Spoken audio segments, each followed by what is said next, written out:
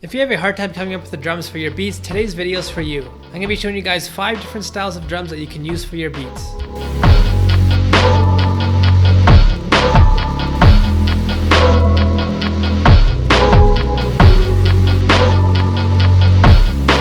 Starting off, let's say I have a few layers in my beat ready here.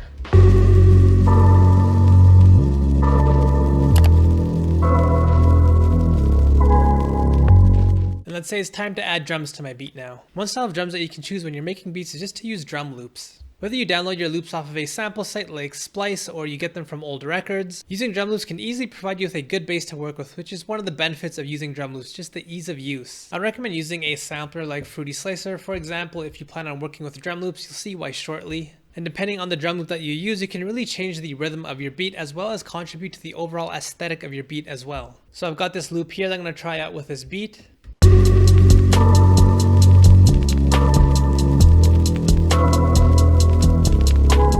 One of the things that you might need to do, however, one of the cons of using drum loops is that you might need to layer your own drums underneath and really get aggressive with your mixing tools in order to really improve the drum loop and how it sounds. Some of the things that I like to do is use some saturation or distortion on top of your drum loops. It can really go a long ways in making them sound a lot more dense.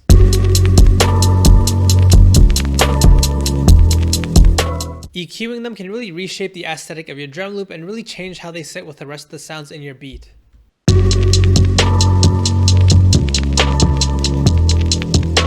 And using tools to control the dynamics of your drum loop, things like transient processors or compressors, can really change the way they sound as well. Here with a multi-band compressor, all I really did was use the bright preset here, but you can hear as I cycle through the different presets, it'll make a huge difference in how the drum loop sounds.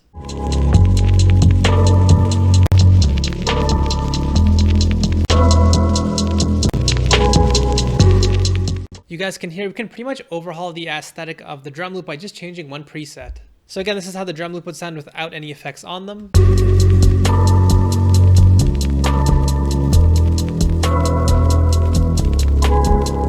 And then once I turn on the effects,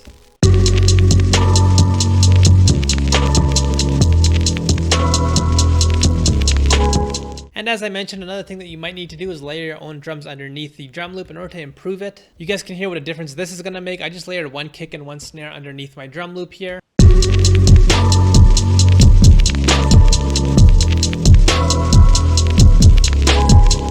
Again, this almost reshapes the entire aesthetic of the drum loop completely by just layering these sounds underneath. What I did here is I just went into my drum loop and I just listened to these slices one by one, just to figure out which of these slices are kicks, and I just highlight them.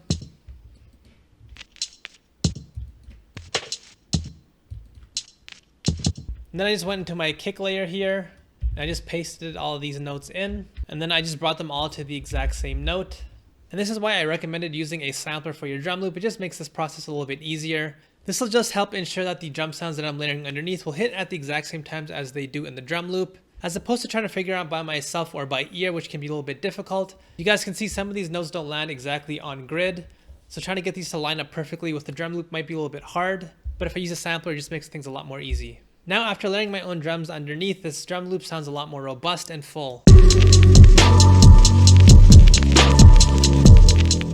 But like I mentioned before, the drum loop that you choose is going to go a really long way in shaping the overall aesthetic and the rhythm of your beat. For example, if I choose a different loop entirely here,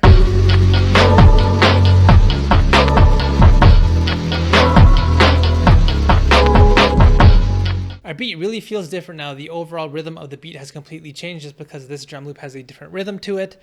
As well, the overall aesthetic has changed as well just because this drum loop just sounds different. And again, this is one of the benefits of using drum loops. It can easily let you cycle through a bunch of different ideas and aesthetics for your beat by just trying out a bunch of different loops. And this way, you don't have to commit to coming up with your own pattern or choosing your own textures one by one. You can easily try out a bunch of different ideas just like that.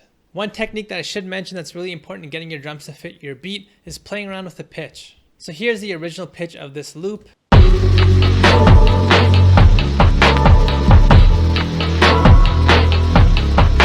But for me, it just felt a little bit too dark. I sort of wanted to brighten up this drum loop here. So what I did was I just pitched it up 200 cents. And it just felt like the drum loop fit the beat a little bit more when I had a higher pitch. So that's something that you might need to play around with. But one thing I want to point out though, as you guys can see in the pattern here itself, I did play around with some of these slices here and I rearranged them a tiny bit, which leads me to my next drum style that we're going to look at here, which is chopped drums.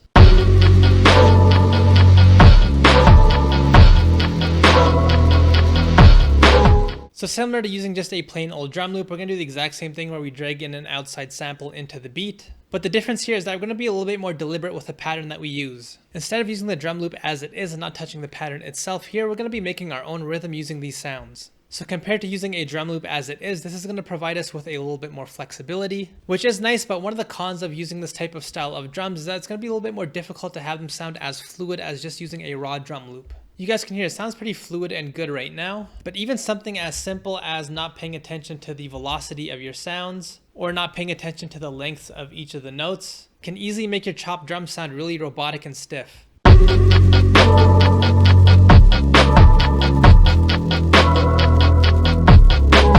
You guys can hear the difference this made when I use this style improperly compared to this.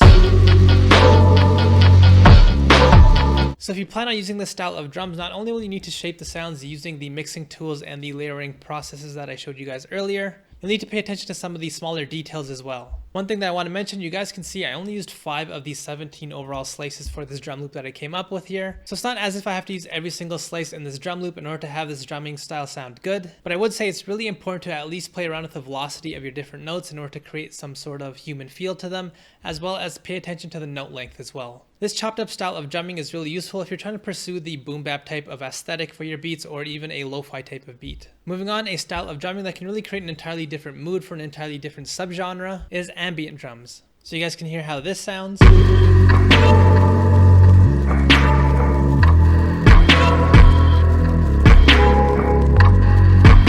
So there are a few things I need to point out with this style. I made these drums by using a bunch of different sounds and layering them on top of each other, many of which aren't actually even drum sounds. You guys can hear how these drums sound if I just solo the raw drums by themselves.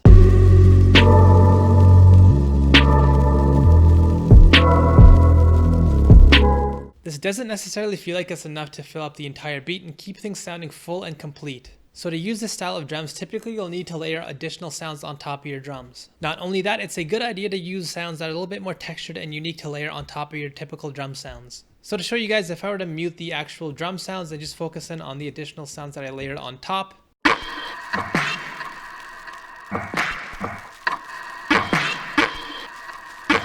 On top of my kick, I have this first layer here, which sounds like a vocal sample, and what I did was I just pitched it down when I played it. For my snares, I have this additional layer here layered on top of it, which is just a typical clap, but it has a lot of reverb on top of it. And I also have this weird texture here. I'm not even sure what this is. It sounds like a processed vocal sample. I got no idea. And for the additional drum sounds in the beat, instead of using a typical hi-hat or a side stick for extra percussion, I end up using these textures here. We have this really unique percussion sound here, and this sound here.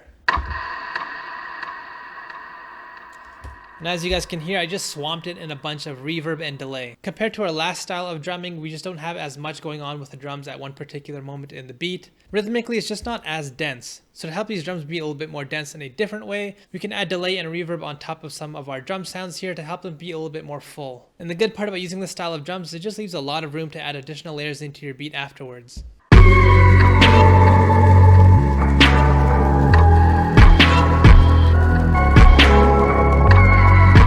Compared to our first style of drums, if I tried to add this vocal sample on top of the more dense textured layers of a drum loop, this beat would sound a lot more cluttered.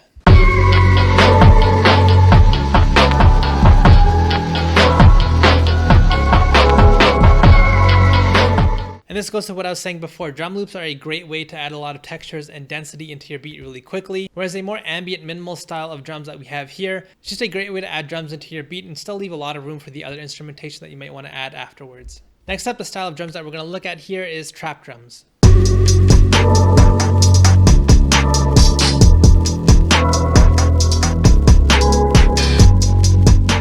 I'm not going to spend a ton of time on this style of drumming just because I've done a ton of videos in the past on trap drums. One thing that I should point out though, typically with trap drums you would commonly use an 808, but by no means do you have to. How trap drums differ from some of the other drums that we looked at today is that they have a very computerized feel to them. They have less of an emphasis on making our drums sound a little bit more organic or natural with either the textures that you choose or the way you program your drums in. Especially when you look at hi-hat rolls or snare rolls, for example, these are things that no actual drummer could actually achieve, having these sort of rapid hi-hat rolls here.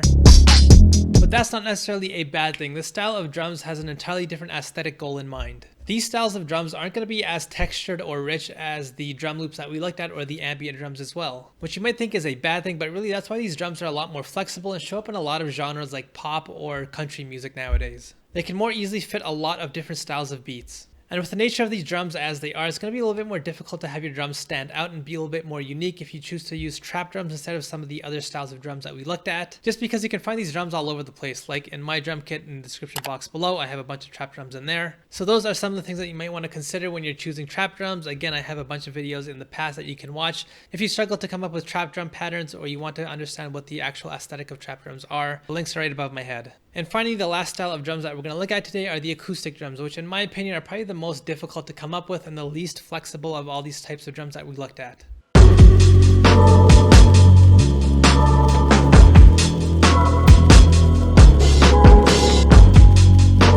The objective of this style is to sound like an actual drum set. Personally, I struggle with coming up with this style of drums. It just requires a lot of technique and a lot of attention to small little details. You guys can see what I did was I used the FPC to come up with this drum loop here. And looking at the pattern itself, there's just a lot going on with a lot of different sounds playing at one particular moment. Looking at the velocity down here, you guys can see there's just a lot of attention put into making sure there's a lot of variability in the drum pattern here. And even with the timing of our drum sounds, it's not as if we have every single sound flush against the grid. Some of these sounds hit late, some of them hit early. Again, we're trying to pursue that natural aesthetic. So if you're trying to come up with this drum style, having your sounds be perfectly quantized like this, and having them play at the exact same velocity,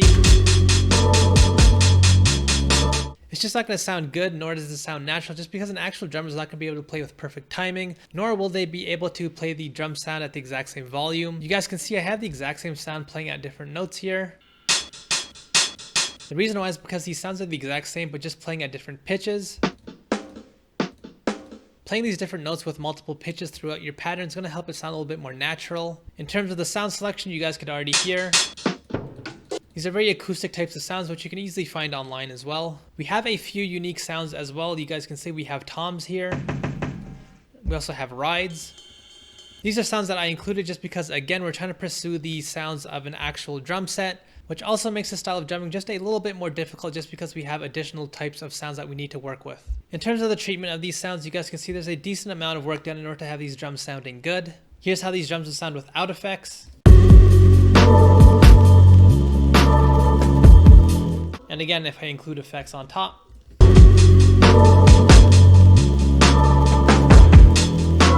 So it's a pretty dramatic difference. Once again, what I did was I started off by using some distortion as well as some saturation. From there, I reshaped the drum sounds using a pretty aggressive EQ. I cut a lot of the highs out as well as some of the lows.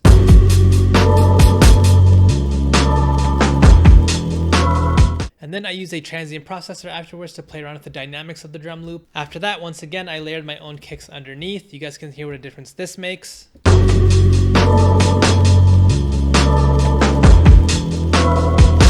Just because with acoustic drums, they're not going to be as punchy or dense as hip-hop drums, so I had to layer my own drum underneath. But you guys are starting to get the idea. This style of drumming just requires a lot of attention to detail and a lot of technique. Not only do you have to pick the right sounds to make sure that they fit with one another, you also need to take care of the smaller details to have these drums sound a lot more live and organic. Things like pitching multiple variations of the same sound, playing with the velocity, the timing of your sounds, as well as panning, mixing tools, all of the above.